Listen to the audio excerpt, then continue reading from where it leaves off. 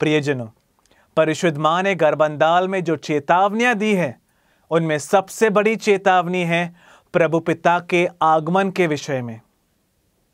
प्रियजनों, क्या प्रभु पिता हमसे भेंट करने के लिए इस पृथ्वी पर आएंगे? एक बात बहुत लोग जानते हैं कि यीशु क्रिस्त इस पृथ्वी पर आएंगे, लेकिन क्या प्रभु पिता इस पृथ्वी पर आएंगे?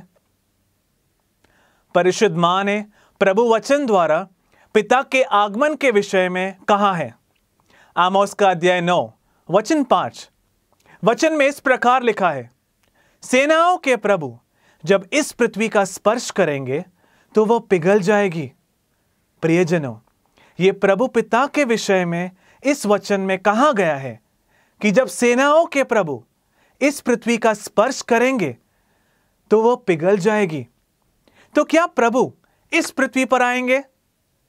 आएंगे, ऐसे नबियों के ग्रंथों में अनेक स्थानों में लिखा है, और नए नियम में मत्ती का सुसमाचार अध्याय 24 वचन 42 में उनके प्रिय पुत्र ने खुद इसका साक्ष्य दिया है।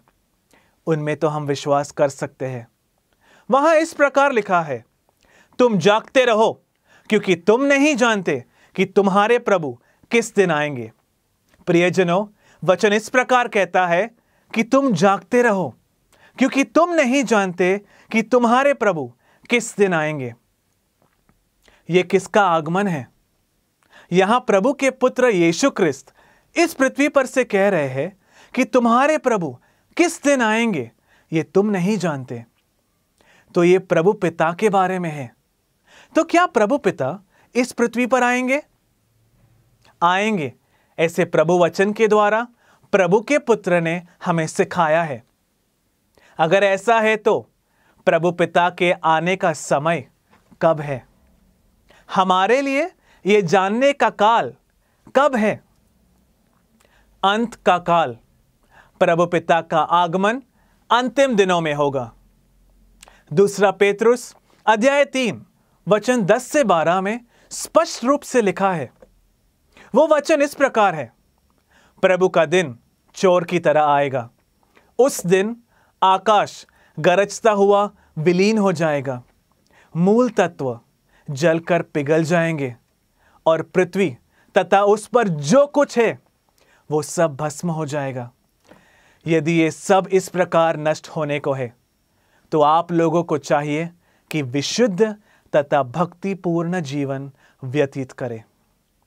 तुम प्रभु के उस आगमन दिन की प्रतीक्षा करो और उसे शीघ्र लाने का प्रयास करो, जब आकाश आग से जलकर विलीन हो जाएगा और मूल तत्व ताप के कारण पिघल जाएंगे। प्रियजनों, यहां बहुत ही स्पष्ट रूप से यह लिखा है कि यह प्रभु के आगमन का दिन है, क्योंकि पुत्र के आगमन के लिए मानव पुत्र का आगमन कहा गया है। यह प्रभु का आगमन दिन है। प्रियजनों, प्रभु पिता के भेंट के दिन ही ये पूरी पृथ्वी जल के राख होने वाली है। इसके विषय में वैज्ञानिकों ने भी चेतावनियां दी हैं। उन्होंने कहा है कि कुछ तो आ रहा है, और उसको उन्होंने अंग्रेजी में नाम दिया है CME, कोरोनल मास इजेक्शन, जिसे हिंदी में सौर्य तूफान या कोरोना द्रव्य उत्क्षेपण कहा गया है। यह वो सबसे बड़ी दुर्घटना है जिसका यह पृथ्वी सामना करने वाला है। और अगर ऐसा है तो उन्होंने ये चेतावनी दी है कि ये पूरी पृथ्वी जल के राख हो जाएगी। ये संदेश है जो परिशुद्ध मां ने गर्भंडाल में पहले से ही बताया था।